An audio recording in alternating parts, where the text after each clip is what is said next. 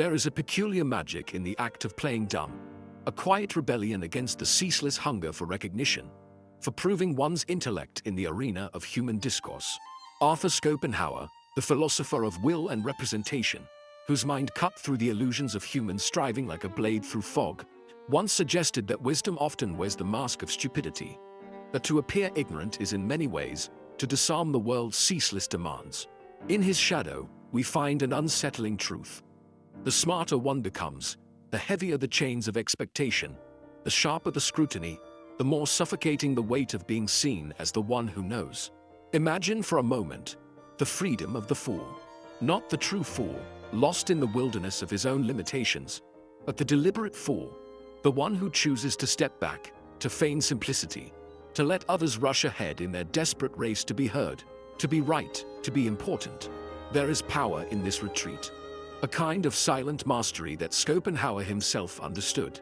The world, after all, is a stage where most perform without knowing they are actors, where intelligence is often a performance rather than a possession.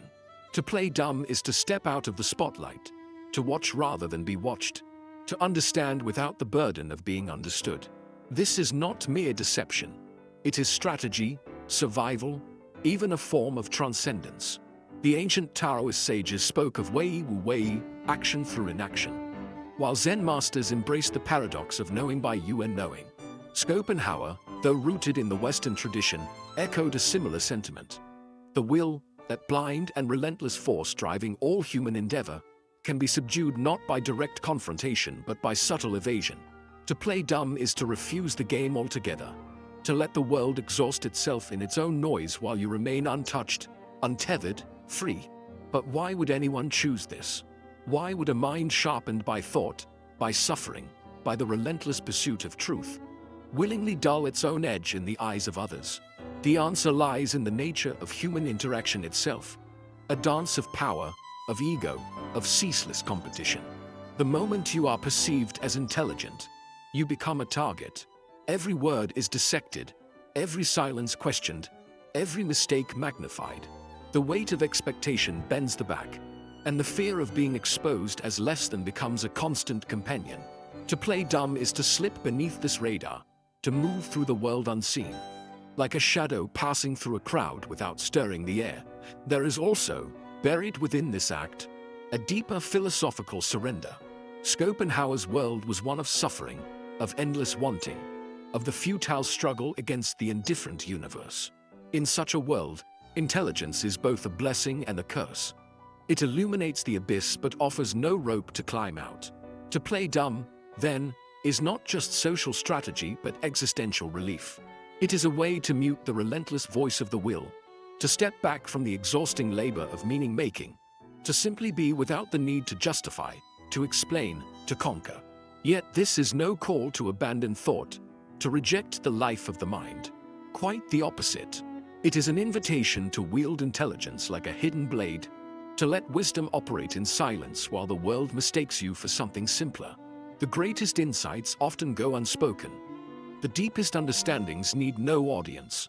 In a culture that worships visibility, that equates loudness with importance, the act of playing dumb becomes a radical act of autonomy, a reclaiming of the self from the demands of the collective gaze. So we begin here, at the edge of this paradox. That to be truly wise, one must sometimes wear the face of ignorance. That to preserve the sanctity of thought, one must often hide it. That in a world desperate to categorize, to label, to claim and consume intelligence, the smartest move may be to let them think you have none at all. To understand Schopenhauer's unspoken endorsement of playing dumb is to peer into the hidden machinery of human interaction. The unspoken rules, the quiet power struggles, the way intelligence, when displayed too openly, becomes a currency spent rather than a weapon kept sheathed. The core of this philosophy is not deception for its own sake, but a recalibration of one's relationship with the world. It is the difference between a flame that burns conspicuously, drawing moths and hands alike, and a fire banked low, radiating warmth without announcing its presence.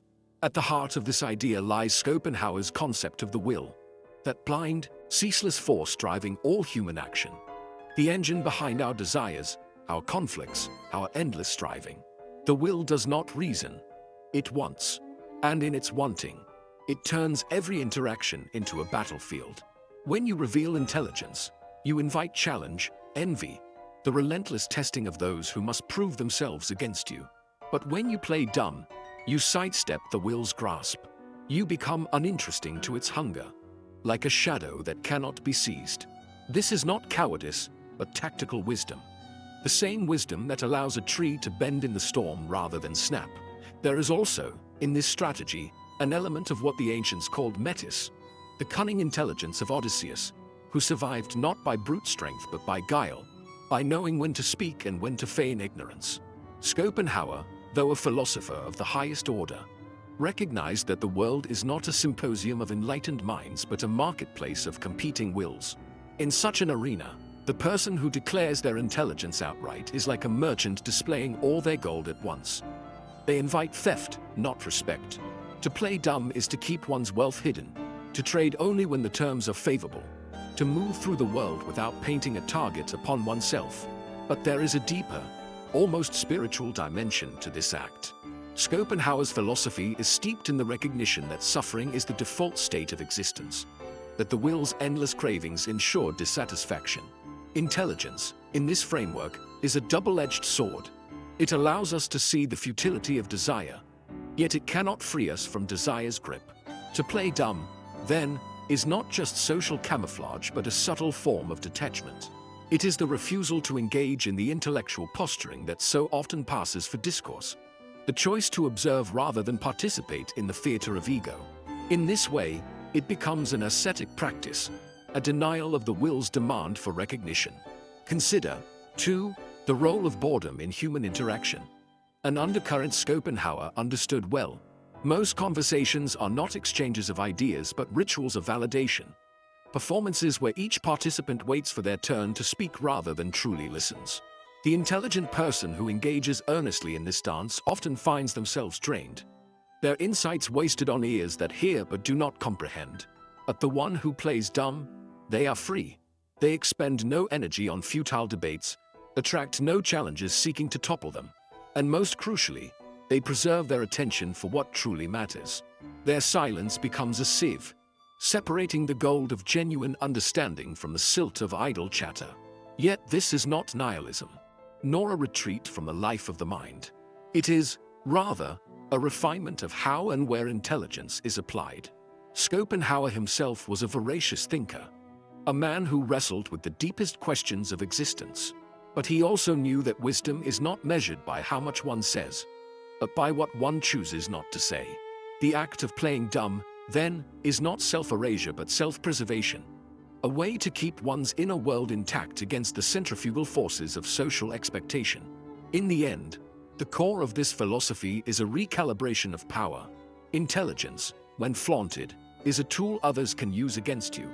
Your knowledge becomes their weapon, your clarity their stumbling block. But intelligence withheld, intelligence disguised, is a lever that moves the world unseen. It is the difference between the loud river, which carves its path openly and exhausts itself in the process, and the underground aquifer, which nourishes without ever announcing its presence. To grasp the full resonance of Schopenhauer's philosophy on playing dumb, one must step beyond abstract theory and into the realm of myth, where truths are not argued but revealed, where wisdom was the guise of story, and the deepest lessons emerge not from logic but from allegory. There is a reason the ancients spoke in parables. Some truths are too potent to be delivered raw. They must be wrapped in narrative, slipped into the mind like a slow-acting elixir.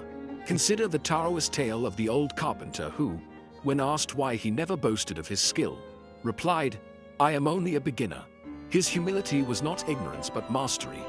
A lifetime of understanding had taught him that true expertise lies in recognizing how much one does not know. To proclaim brilliance is to freeze oneself in time, to become a statue rather than a river. But to feign simplicity is to remain fluid, adaptable, untouchable. The carpenter's apparent ignorance was a shield against the envy of lesser craftsmen, a way to move through the world without awakening the destructive impulses of those who cannot bear another's superiority. Or take the Greek myth of Odysseus and the Cyclops, a story Schopenhauer himself might have admired. When trapped in the cave of Polyphemus, Odysseus does not declare his true name. his intelligence, his cunning. Instead, he calls himself nobody. It is a stroke of strategic genius. When the blinded Cyclops roars for help, he can only wail that nobody has harmed him, and so the other giants ignore his cries. Here, playing dumb is not just survival but victory. Odysseus understands that to name oneself is to give power to one's enemies, that identity itself can be a prison. To be nobody is to slip between the bars of expectation, to strike without being seen. Even nature whispers this truth. The octopus, one of the most intelligent creatures of the sea, does not parade its brilliance before predators. It camouflages, contorts, escapes. Its genius lies not in display but in evasion. The owl, symbol of wisdom across cultures, does not screech its knowledge to the forest. It watches, silent, from the shadows. There is a quiet lesson here. Intelligence, in its purest form, does not need to announce itself. It knows that visibility is vulnerability, that the loudest voice in the room is rarely the wisest. Then there is the Zen koan of the learned scholar who visits a master, pouring forth his vast knowledge in hopes of impressing him. The master listens patiently, then begins to pour tea into the scholar's cup, and keeps pouring long after it overflows. Like this cup, the master says, "Your mind is too full to receive anything new." The scholar's error was not his intelligence but his inability to hide it, to make space for the unknown.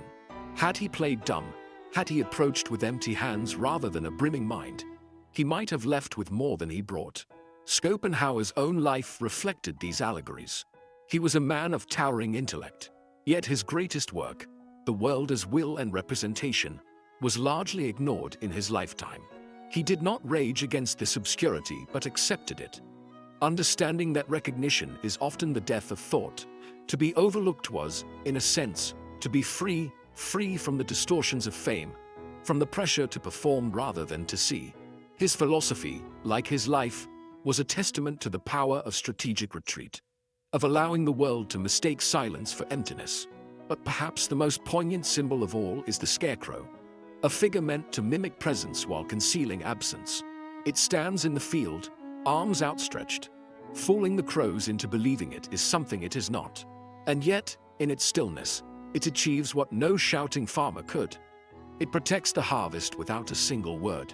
To play dumb is to become this scarecrow, to let others project onto you what they will, while your true thoughts remain untouched, unplundered.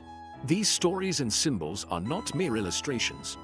They are mirrors held up to the human condition. They remind us that intelligence, when wielded like a weapon, often wounds its owner, that the world rewards perception over truth, surfaces over depths, and that sometimes the wisest thing a person can do is to let the world think it has figured them out, while keeping their real understanding locked away, like a treasure buried beneath an unmarked stone. To translate Schopenhauer's philosophy of playing dumb into daily life is to master a delicate art, one that requires not self-denial but supreme self-possession. This is not about diminishing one's light, but about choosing where and how that light is cast. Imagine walking through a crowded marketplace where every merchant calls for your attention. The one who stands silent, whose goods are half hidden beneath cloth, becomes the most intriguing. There is power in this restraint, a gravitational pull created by absence rather than presence. The modern world, with its cult of personal branding and compulsive oversharing, has made this approach seem counterintuitive, even heretical. Yet it remains one of the most potent forms of agency, the decision to engage on one's own terms, or not at all. Consider the workplace, that arena of performative competence and thinly veiled competition. The employee who loudly proclaims their expertise becomes trapped in a cycle of escalating expectations. Every success demands a greater spectacle, until they are dancing endlessly just to maintain their position. Meanwhile, the colleague who selectively reveals their capabilities, who sometimes feigns ignorance to avoid being saddled with every difficult task, moves through the same environment with far less friction. This is not laziness but strategy. By refusing to become the go-to person for every problem, they preserve their energy for what truly matters. The lesson here is subtle but vital. In systems that reward constant availability, the real luxury is the ability to say no without having to say no, to make absence feel like circumstance rather than refusal. Social dynamics reveal an even starker truth. In conversations, the person who speaks least often listens most, and listening is the ultimate form of control. When you play dumb, you become the silent observer who sees the chessboard while others see only pieces. People reveal themselves completely to those they perceive as non-threatening. They drop their masks before the audience they deem unimportant. The French call this l'esprit de l'escalier, the wit of the staircase, those brilliant remarks that come too late. But the strategic player experiences this in reverse. Their best thoughts never leave the staircase at all, preserved for moments when they will have real impact rather than scattered in the heat of performative discourse. There is also the matter of intellectual property, not in the legal sense, but in the existential sense. Every idea expressed is an idea that can be stolen. Every opinion shared is a position that can be attacked. The modern digital landscape, with its perpetual outrage cycles and gotcha dynamics, makes this clearer than ever. Those who play dumb avoid this trap instinctively. They let others exhaust themselves in the arena of hot takes and viral debates while they conserve their insights for contexts where they might actually bear fruit. It's worth remembering that Socrates, history's most famous questioner, built his legacy not by proclaiming answers but by feigning ignorance. His "I know that I know nothing" was both philosophical stance and brilliant rhetorical strategy. On a deeper psychological level, this approach serves as armor against one of modernity's most insidious plagues: the commodification of attention. Social media algorithms, corporate structures, even personal relationships increasingly operate on a principle of extraction. They demand your thoughts, your reactions, your emotional labor. To play dumb is to build a firewall against this extraction.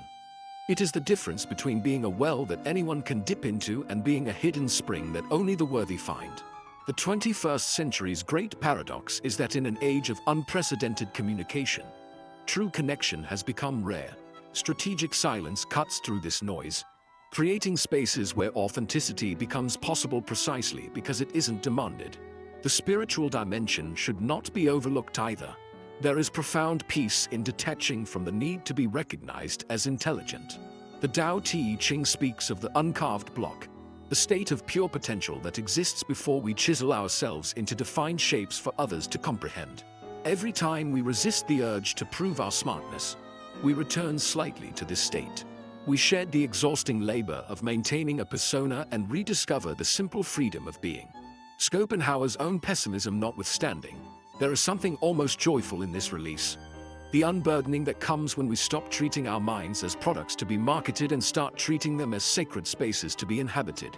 What Schopenhauer offers us, ultimately, is not just a strategy but an invitation to step off the hamster wheel of intellectual performance, to stop confusing visibility with value, to rediscover the power that comes from being underestimated. This is not a retreat from the world but a more sophisticated engagement with it. The French have a saying, "Pour vivre heroes, vivens caches," to live happily, live hidden. There is deep wisdom in this. The loudest voices are rarely the ones that shape history. The most enduring influences often work unseen, like roots beneath a mighty tree. The transformational potential here is profound. Imagine moving through life unshackled from the need to prove yourself at every turn. Picture the energy you would reclaim if you no longer spent it on performative debates, on tailoring your thoughts for consumption, on the exhausting maintenance of your smart persona. This is the freedom Schopenhauer points toward, not the freedom of ignorance, but the freedom from the tyranny of perceived intelligence. It is a form of rebellion against a world that wants to categorize, to exploit, to exhaust every spark of original thought in the furnace of social validation. So let this be the call. Dare to be misunderstood. Dare to be overlooked. Dare to keep your best thoughts to yourself until the world proves worthy of them.